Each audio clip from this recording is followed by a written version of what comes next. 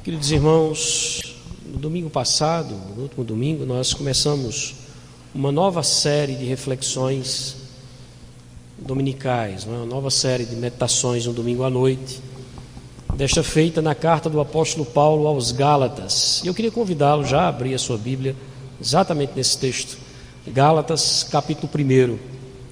Nós hoje vamos dar sequência à nossa série, nessa que será a nossa segunda mensagem nessa carta paulina. Gálatas, capítulo 1.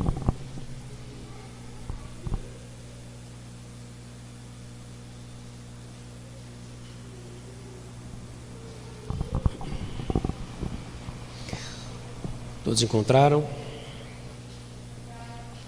Meus irmãos, essas igrejas, elas foram fundadas pelo apóstolo Paulo na sua primeira viagem missionária. O apóstolo Paulo fez 3 grandes viagens missionárias que ficaram registradas nas Escrituras. E na primeira dessas viagens que ele fez juntamente com Barnabé, ele fundou algumas igrejas em algumas cidades que ficavam localizadas numa região chamada Galácia. Então, a carta aos Gálatas não é a carta a uma igreja local, uma igreja específica, pontual, mas a uma série de igrejas numa série de cidades em uma região com esse nome, o nome de Galácia. Por isso, carta de Paulo aos Gálatas. E o que é que estava acontecendo nessas igrejas que foi necessário Paulo escrever essa carta? Bem, essas igrejas estavam se desviando do verdadeiro evangelho. Paulo passava, fundava a igreja, deixava um ministro ou uma liderança pronta, e aí ele seguia viagem. E em sua ausência, na ausência de Paulo, uma vez que ele tinha que partir, alguns falsos mestres, eles terminavam se incluindo ali nas igrejas e passando algumas doutrinas errôneas a respeito do evangelho. Alguns falsos mestres que nós chamamos de judaizantes, pois eram convertidos eram judeus que haviam se convertido ao cristianismo e que de alguma maneira ensinavam de forma errada o evangelho do Senhor Jesus Cristo. Por exemplo, esses falsos mestres, eles diziam que crer no sacrifício de Jesus Cristo para a salvação não era suficiente. Ou seja, não era suficiente você acreditar que Jesus havia morrido na cruz em seu lugar para ser salvo. Então o que é que eles ensinavam? Eles ensinavam aos Gálatas que aqueles irmãos, além de crer no Senhor Jesus Cristo para a salvação, precisavam agregar a essa fé, somar a essa fé, o compromisso de cumprir a lei de Moisés e também de guardar alguns rituais judaicos, como a circuncisão. E isso eles diziam: olha, se vocês não praticam essas coisas, mas apenas acreditam que a morte de Jesus foi no lugar de vocês, vocês não serão salvos. Então eles somavam a salvação pela fé também a questão das obras, não é? Resumidamente era isso que eles ensinavam, que a salvação ela não é somente pela fé, mas ela também diz respeito às obras de justiças praticadas por nós. Era isso que eles ensinavam. E para que eles pudessem fazer com que esse ensino herético fosse comprado pelos Gálatas, né, pudesse circular entre os irmãos da Galácia, eles tinham que desmerecer a pessoa do apóstolo Paulo, descredenciar seria a melhor palavra aqui, né? Fazer com que Paulo caísse no descrédito desses irmãos. Então como é que eles faziam? Os falsos mestres diziam que Paulo não era um apóstolo de verdade, como os outros 12 apóstolos. Ele era um apóstolo farsante, ele não era como os outros 12 que haviam sido escolhidos assim de uma forma especial, né? E também de forma pessoal por Jesus Cristo. Uma vez fazendo com que Paulo caia no descrédito desses irmãos, a doutrina pregada por Paulo poderia ser questionada, e era assim que eles incluíam as heresias no contexto das igrejas na Galácia. Então, quando Paulo escreve essa carta que você abriu aí, que está em suas mãos, ele a escreve com um sentimento de indignação. Ele está indignado mesmo, né? Está triste e indignado.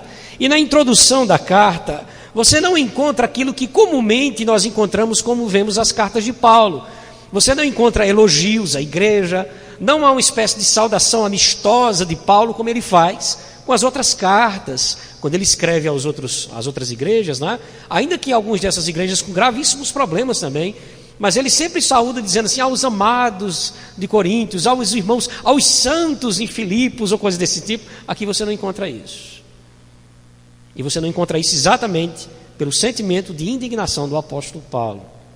Muito pelo contrário, ao invés de fazer isso na sua saudação, não é, de tratar com cordialidade esses irmãos, ele aproveita as palavras iniciais para fazer duas defesas. Ele já começa assim, meio que doutrinando a igreja. A primeira defesa, que nós meditamos na semana passada, ele faz a respeito de sua vocação apostólica, que era questionada por eles. Ele faz a primeira defesa, então, nos versos 1 e 2 aí do texto bíblico, se você olhar para a sua Bíblia, ele vai dizer, por exemplo, que não foram os homens que o chamaram ao apostolado. Eu não sou um apóstolo por meio dos homens. Ele vai dizer que se tornou um apóstolo pelo chamado do próprio Cristo, a quem Deus havia ressuscitado. Olha o verso 1. Paulo, apóstolo, ele já começa a se defender, não da parte de homens e nem por intermédio de homem algum, mas por Jesus Cristo e por Deus Pai, que o ressuscitou dentre os mortos. Uma outra alegação do apóstolo Paulo, que ele vai dizer no verso 2, é que ele já conta com o apoio da maioria da igreja.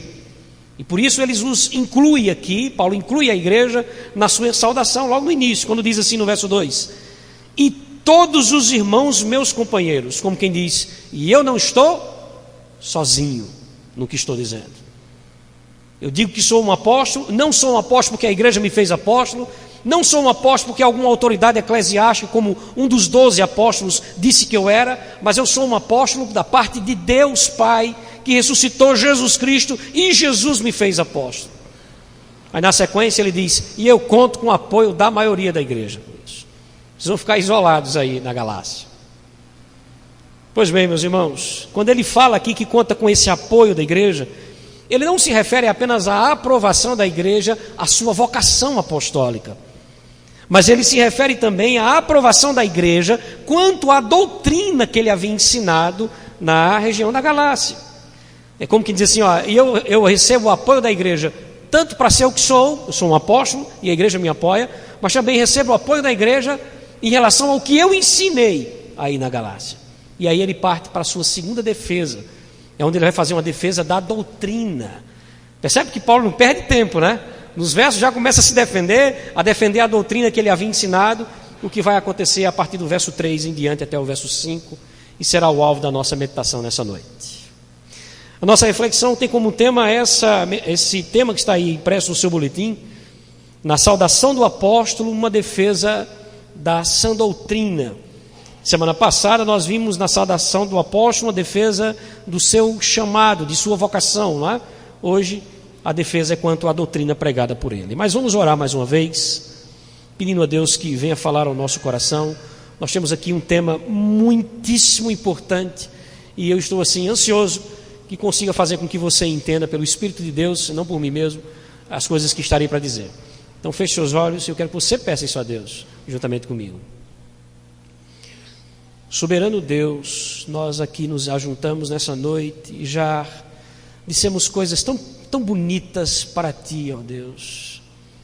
Algumas dessas coisas verdades daquilo que sentimos, outras no muito anseios e desejos nossos. Mas todas elas, ó Deus, de fato, são expressões de pessoas que Te amam, mesmo pecadoras, que foram regeneradas por Ti e que desejam muito agradar ao Senhor com a vida, ainda que não tenham conseguido isso de forma perfeita. Nesse momento, ó Deus, debruçados sobre Tua palavra santa, rogamos que o Teu Espírito nos ensine, ó Deus. Faça-nos sair daqui nessa noite compreendendo a verdade da Tua palavra sobre nós. Ajuda-nos, Te pedimos, ajuda-nos a entender o Senhor, para o louvor da Tua glória, a nossa petição, em nome de Jesus. Amém. Vamos fazer a leitura dos textos. Nós vamos fazer a leitura do texto na sua íntegra, ou seja, do verso 1 até o verso 5. Diz o seguinte, acompanhe a leitura. Paulo, apóstolo, não da parte dos homens, nem por intermédio de homem algum, mas por Jesus Cristo e por Deus Pai, que o ressuscitou dentre os mortos, e todos os irmãos meus companheiros, as igrejas da Galácia. Graça a vós outros e paz da parte de Deus Pai e do nosso Senhor Jesus Cristo, o qual se entregou a si mesmo pelos nossos pecados para nos desarraigar deste mundo perverso, segundo a vontade do nosso Deus e Pai, a quem seja a glória pelos séculos dos séculos. Amém. Então, antes da gente começar a pontuar a nossa reflexão, se você prestar atenção no seu boletim, você vai perceber que nós a dividimos a meditação em 2 pontos. Mas antes da gente chegar a esse momento de pontuarmos a reflexão, eu queria que você atentasse para 2 detalhes que nós observamos no versículo 3. Eu quero pensar no versículo 3 como um versículo mediador aí, que está entre as 2 defesas de Paulo, né? Paulo vai defender o seu apostolado no verso 1 e 2 e também vai defender a doutrina no verso 4 e 5. Quero pensar eu assim. Então, no verso 3, nós temos 2 coisas a observarmos que está fora da nossa divisão homilética. A primeira coisa que a gente vai ver no verso 3, vamos fazer a leitura dele, diz o seguinte: graça a vós outros e paz da parte de Deus, nosso Pai, e do nosso Senhor Jesus Cristo.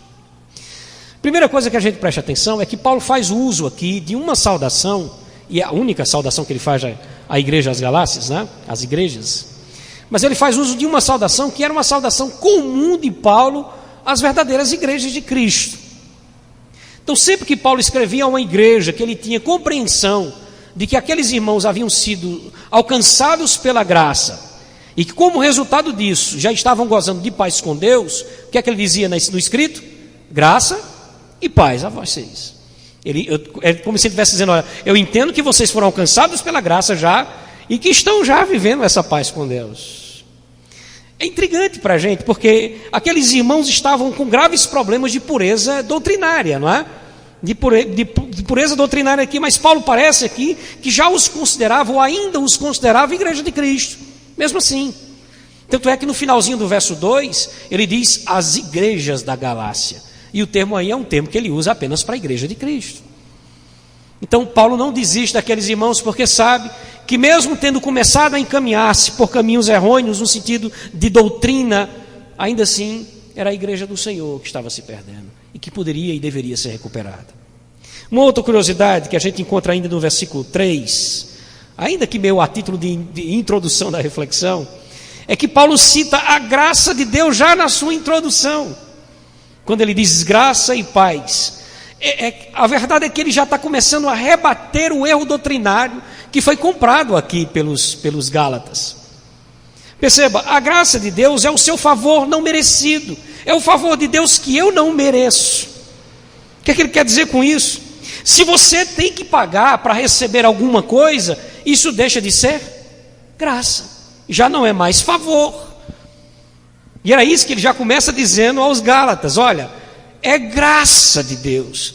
Vocês não podem pensar que podem fazer alguma coisa para alcançar o favor divino. A graça é o favor não merecido, como o próprio Paulo vai defender mais à frente, quando ele escreve a sua carta lá depois aos Romanos, e ele diz o seguinte, só escute, está em Romanos 11:6, diz assim: se é pela graça, já não é mais pelas obras, pois se fosse pelas obras, a graça já não seria mais graça. Aí você diz, é lógico, mas às vezes nem sempre é tão lógico assim no coração do crente, que muitas vezes quer barganhar a salvação com Deus, achando que essa salvação não é somente pela graça, mas eu tenho que fazer alguma coisa para conquistá-la. E por isso Paulo já começa dizendo graça, no começo da sua carta, graça de Deus. Os Gálatas precisavam entender que a salvação é obra da graça, e nunca, jamais terá alguma ligação com o mérito humano, com alguma coisa que o homem possa fazer, pois o homem é pecador por natureza, e ainda que ele lute e deve lutar contra os seus pecados, ele nunca vai satisfazer a Deus com sua vida, ele nunca vai satisfazer aquilo que Deus espera dele, jamais ele vai conseguir fazer isso por causa dos seus pecados. É por isso que, se você for buscar a salvação por meio dos seus próprios méritos, das suas obras, você nunca vai desfrutar da paz com Deus. Nunca vai desfrutar da paz com Deus. Agora, entretanto, uma vez salvo pela graça, por meio simplesmente e tão somente da fé em Cristo Jesus, você vai encontrar a verdadeira paz E é dessa paz que Paulo fala no verso 3, quando ele diz: graça a vós outros e paz da parte de Deus Pai. Uma paz que, segundo Paulo vai dizer aos Filipenses, excede todo o nosso entendimento. Vai além do que você consegue explicar. E é dessa paz que ele está falando. E aqui nós conseguimos começar a pontuar a nossa reflexão. Porque na defesa que Paulo vai fazer da sua doutrina, ou da doutrina ensinada por ele aos Gálatas, ele vai falar duas coisas muito importantes a respeito dessa paz que nós desfrutamos como fruto da graça de Deus. E a primeira coisa que ele vai falar a respeito dessa paz é que ela tem o quê? Está aí marcado no boletim de vocês, é o primeiro ponto da reflexão. Essa paz tem um preço. Não, pastor, você não disse que era pela graça? Bem, meus irmãos, obviamente não fomos nós que pagamos esse preço. Do contrário, como a gente já leu aqui em Paulo aos Romanos, não seria graça. Mas alguém pagou para que eu não pague. Ou alguém pagou em meu lugar. E quem foi que fez isso? Verso 4. Ele encerra o verso 3 falando de Jesus Cristo. O verso 4 ele diz: o qual, Jesus, se entregou a si mesmo pelos nossos pecados para nos desarraigar deste mundo perverso. Jesus sofreu humilhações as mais diversas. Ele foi traído, esquecido, rejeitado, espancado. Jesus morreu como um marginal.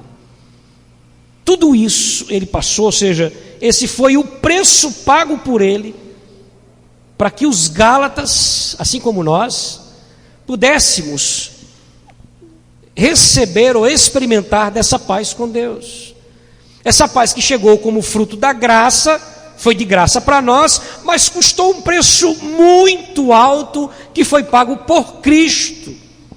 Um Cristo que veio a essa terra, que é Deus, que se encarnou, que pisou nesse chão sujo de pecadores, que foi humilhado, trajado, rejeitado, traído até pelos seus, e morto na cruz como sendo um marginal. Esse foi o preço que ele pagou. Tudo isso para que você e eu desfrutássemos da paz com Deus. E se engana quem pensa que Jesus fez isso de uma forma forçada, não é? Ele foi obrigado a fazer, né? A violência o obrigou, os homens o obrigaram a fazer isso, não é? A inveja dos fariseus, o problema com os judeus, foram os romanos que fizeram.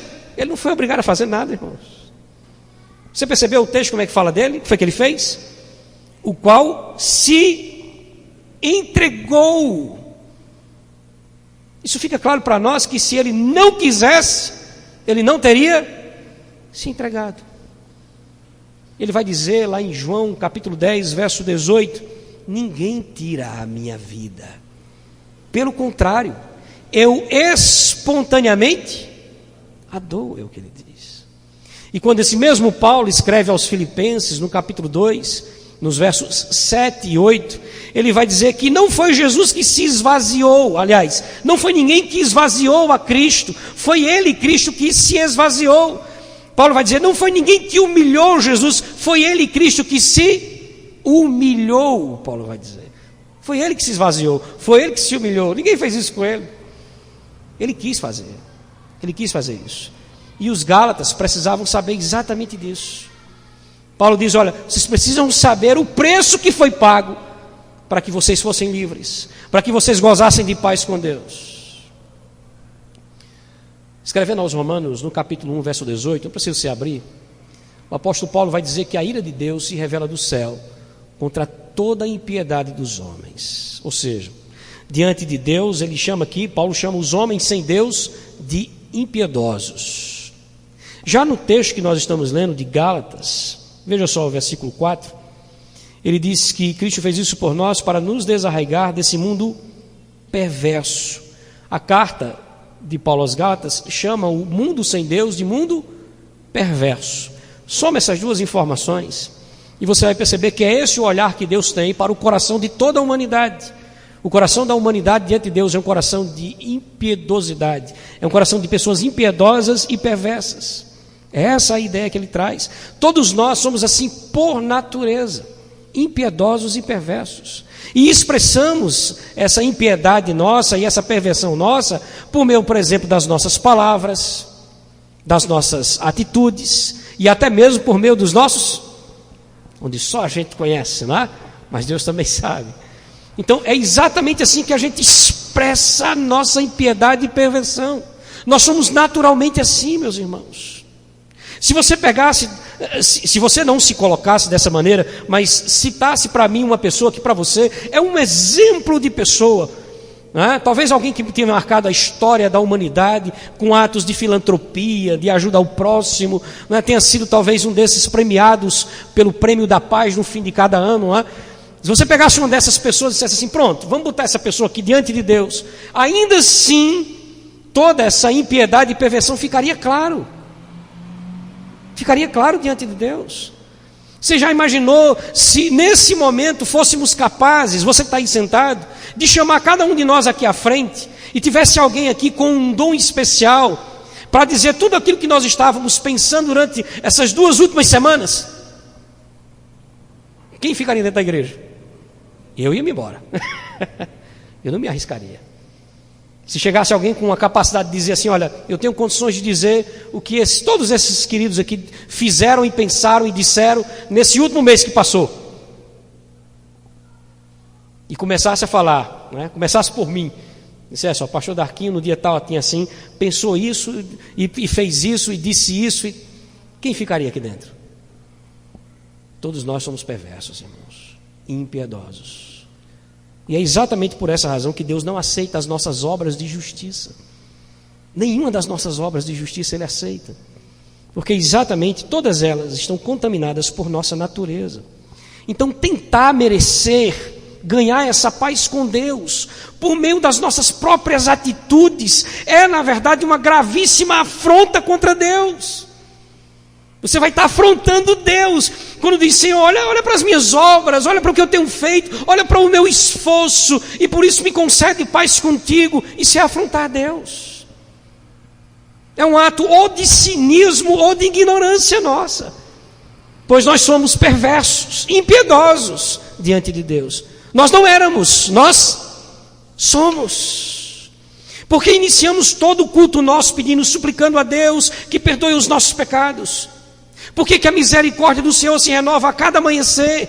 E essa misericórdia é a causa de não sermos consumidos. Porque é assim que Deus nos vê. Então tentar colocar as nossas obras na busca de encontrar algum favor de Deus é uma afronta. É uma afronta a Deus. Cristo teve que pagar um preço muito alto, meus irmãos, para nos tirar dessa situação. Veja novamente o texto. Eu quero destacar uma palavra dele. Diz assim o verso 4: o qual se entregou a si mesmo pelos nossos pecados, para nos desarraigar desse mundo perverso. A palavra traduzida aqui, ela poderia muito bem ser traduzida como arrancar, tirar a força. Era tão complicada a nossa situação, que Ele teve que nos tirar a força, Ele exerceu poder para isso. A palavra do Senhor chega a comparar a regeneração dos filhos de Deus com a ressurreição do próprio Cristo. O mesmo poder exercido por Deus para ressuscitar Jesus dos mortos, e a gente imagina que tenha sido um grande poder para isso, não é? Ele exerceu para ressuscitar espiritualmente aqueles que foram regenerados, diz a Escritura. Então Ele, para que nos arrancasse, não é? Fizesse com que a gente pudesse ser extraído dessa situação que estávamos, foi exercido um grande poder de Deus. E o que Paulo está dizendo aqui aos Gálatas e a nós é exatamente isso. Não despreze a obra de Cristo, não diminua a obra de Cristo, achando que você, com suas obras, pode alcançar o favor de Deus. Ele teve que morrer para isso. O santo, o justo, morrendo pelos injustos. Como é que agora o injusto quer mostrar alguma obra de justiça para ganhar algum favor de Deus? Não despreze a obra de Cristo Jesus. Agregar, somar qualquer obra nossa, aquilo que Jesus Cristo já fez na cruz, é um ato de estupidez. É um ato de estupidez. Houve um grande preço, irmãos. Houve um grande preço, um preço que foi pago por Cristo Jesus. Era um preço muito alto. E acredite, somente Ele poderia ter feito isso. Somente Jesus poderia ter pago esse preço. Por isso, Não se meta nisso. Não meta as suas obras nesse meio. Não macule a obra de Cristo Jesus na cruz por você. Amém? Uma outra coisa que os gálatas precisavam saber é que essa paz com Deus, além de ter tido um preço, que a gente já viu agora, que não foi pago por nós, não é? Mas foi pago por Cristo, também ela teve o quê? Um idealizador. Alguém teve essa ideia. Às vezes as pessoas têm a ideia de que Jesus Cristo é como se fosse um super-herói, né, que veio do céu nos salvar das mãos de um Deus iracundo, né, de um Deus assim déspota, tirano, que estava para nos matar. Aí de repente surge o herói descendo dos céus e nos tira da mão desse. Esse pensamento é totalmente antibíblico.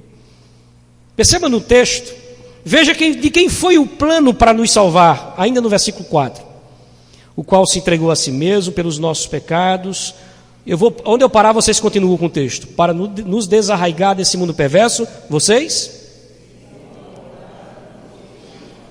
Agora você já sabe de quem surgiu o plano, né? Segundo a vontade do nosso Deus. Jesus Cristo disse coisas tremendas quando esteve aqui, eu separei duas delas. Em João 5,30 ele disse assim: eu não procuro a minha própria vontade, e sim a vontade daquele que me enviou. No capítulo 6 de João, verso 38 e 39, ainda mais claro, ele diz assim: porque eu desci do céu, preste atenção, não para fazer a minha própria vontade, e sim a vontade daquele que me enviou. E a vontade de quem me enviou é esta: que nenhum eu perca de todos os que ele me deu, pelo contrário, eu os ressuscitarei no último dia.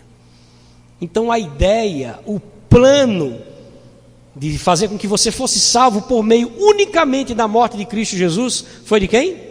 Do próprio Deus. Foi dele o plano. Queridos, agregar qualquer coisa a esse plano é dizer que ele é falho. Quando a gente se atreve a dizer, não, eu não acho que seja somente pela graça, né? Eu não acho que seja somente pela fé em Jesus Cristo, eu acho que a gente precisa também fazer alguma coisa para ser salvo. Você está dizendo isso, você está dizendo, Senhor, o teu plano não acho correto, não. Eu não acho ele perfeito, ele não é completo. Marque seu texto de Gálatas e venha comigo para Romanos. Está antes de Gálatas aí, capítulo 3.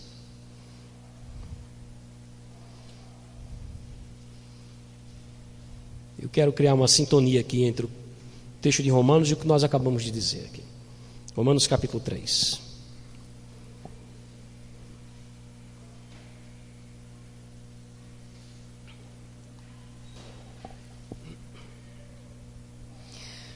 Ele vai apresentar em 3 versículos diferentes aqui, que eu já vou lhes dizer, 3 coisas que estão ligadas. A primeira delas, que a gente vai ver agora, é a situação de todo ser humano diante de Deus. Qual é a realidade? Verso 23. Pois todos pecaram e carecem da glória de Deus, ou estão afastados da glória de Deus. Essa é a situação de todos os homens. No verso 24, ele vai trazer a solução. E qual é a solução? Sendo justificados gratuitamente por sua graça, mediante a redenção que existe em quem? Em Cristo Jesus. Então veja, no verso 23... você tem a situação de todos os homens, a realidade humana, e no verso 24 você tem a solução, que é a redenção em Cristo Jesus gratuitamente. Mas de quem foi essa proposta? Verso 25. A quem Deus propôs, no sangue de Cristo, como propiciação mediante a fé, para manifestar a sua justiça. Percebeu que coisa bonita? Você tem no 23 a situação dos homens, no 24 a solução para os homens, e o 25 descreve de quem foi a ideia para solucionar o problema dos homens. Qual é o resultado disso? Capítulo 5 de Romanos. Passa só uma folha aí, você vê isso. Qual o resultado dessa proposta divina no verso 1 do capítulo 5? Justificados, pois, mediante o quê? Sem obras, não é? Mediante a fé, temos aquela paz com Deus, por meio do Senhor Jesus Cristo. E a última pergunta para a gente encerrar esse texto de Romanos: por que ele fez isso, né? A gente sabe como estávamos, qual foi a solução, que Deus fez essa proposta, o que aconteceu conosco uma vez que nós cremos. Mas o que levou Deus a fazer isso por nós? Verso 8. Mas Deus prova o seu próprio amor para conosco, pelo fato de ter Cristo morrido por nós, sendo nós ainda pecadores. A morte de Cristo na cruz do Calvário nos trouxe paz com Deus, e essa foi a maior prova do amor de Deus para conosco. Sabe o que a gente precisa pensar, olhando para esse texto?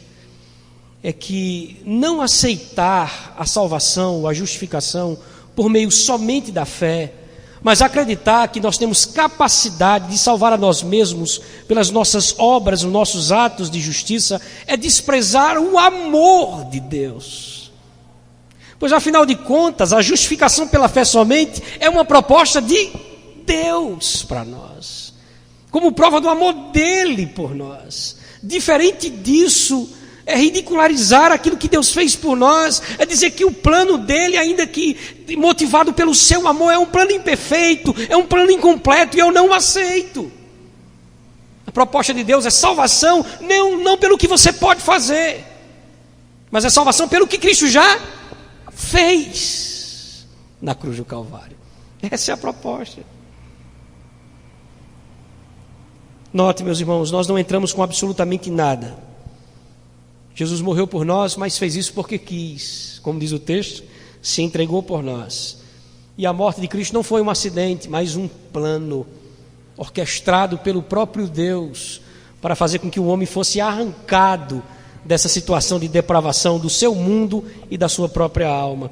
Então Paulo vai dizer aos Gálatas aqui na sua carta: meus irmãos Gálatas, não depende de vocês. Salvação não está no poder de vocês. Nunca vai depender. Cristo morreu na cruz para nos salvar. Esse foi o preço pago por Ele, e esse foi o plano idealizado por Deus.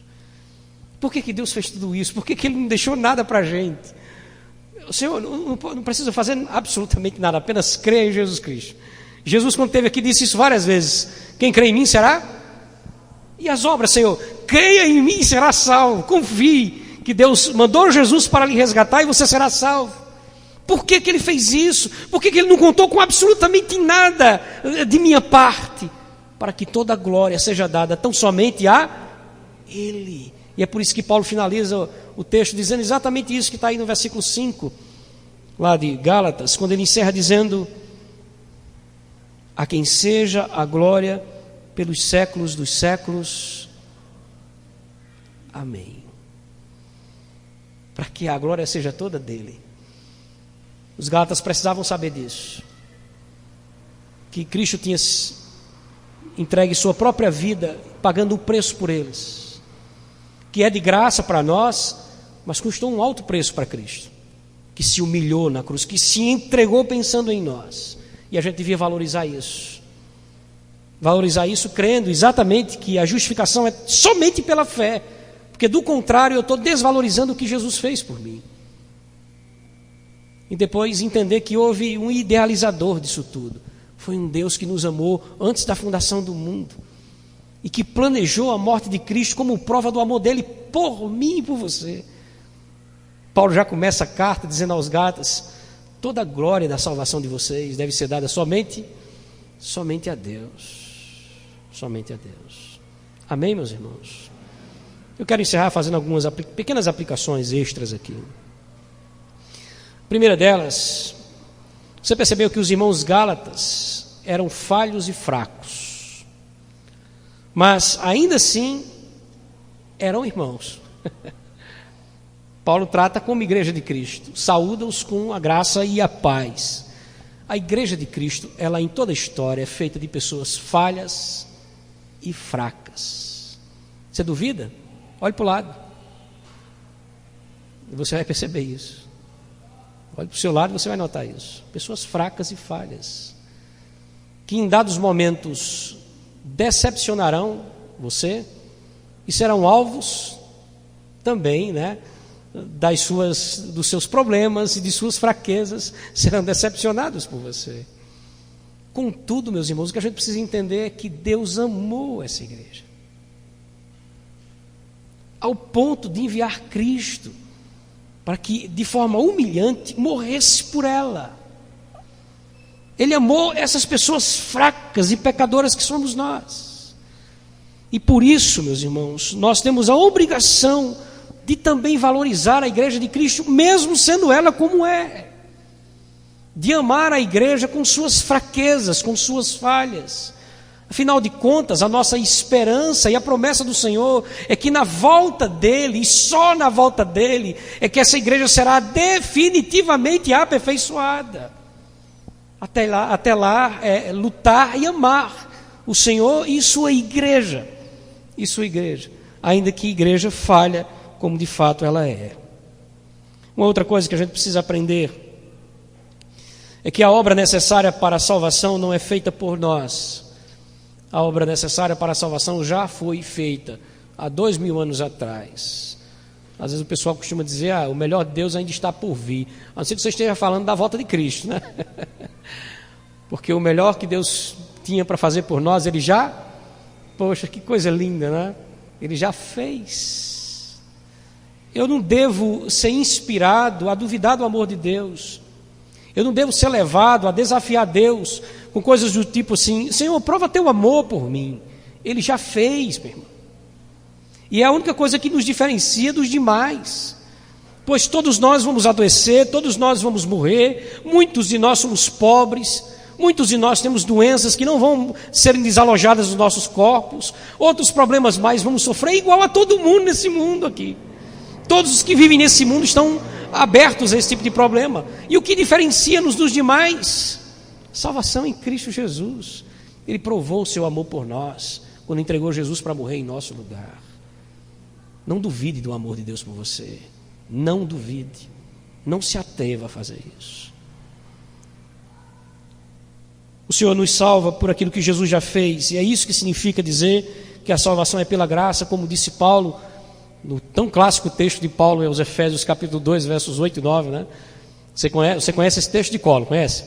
Pela graça sois salvos, isso não vem, é um dom, não vem das obras para que ninguém, porque toda glória, como diz Paulo no verso 5, tem que ser dado somente, por isso a justificação é somente pela fé, é somente pela fé. A busca por uma vida mais santa, a busca por fazer e viver a vontade de Deus deve ser vista por nós não como uma maneira de alcançar aquilo que já alcançamos, mas como uma maneira de demonstrar que nós reconhecemos que já fomos alcançados pelo amor e pela graça desse Deus. Santidade como resultado e não como a causa da nossa salvação.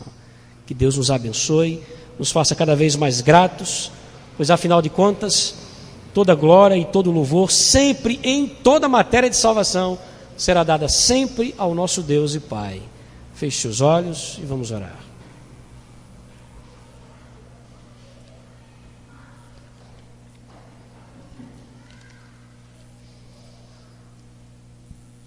De olhos fechados, reflita sobre o que você ouviu. Se você sabe que já faz parte dessa realidade, que Deus, por sua graça, já o concedeu o dom da fé, e você hoje já está em Cristo Jesus, gozando dessa paz com Deus, esse é o momento de você agradecer a Deus por isso. E nada pode ser o alvo da tua gratidão, nada pode substituir aquilo que o Senhor fez por você. Mas se você entrou aqui nessa noite e acha que entrou sem entender isso e agora está conseguindo entender, obviamente eu não vou te constranger chamando você para frente, mas onde você está de olhos fechados, rogue a Deus que seja com a sua vida, entenda que Ele fez por você pela graça, peça para que Deus continue iluminando os seus olhos para que você continue entendendo essa verdade. Vamos orar juntos? Tu és maravilhoso, Senhor.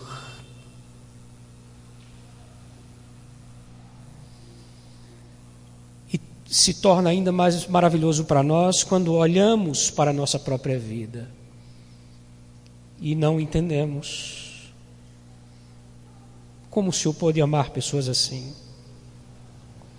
tão pecadoras, tão falhas, tão miseráveis.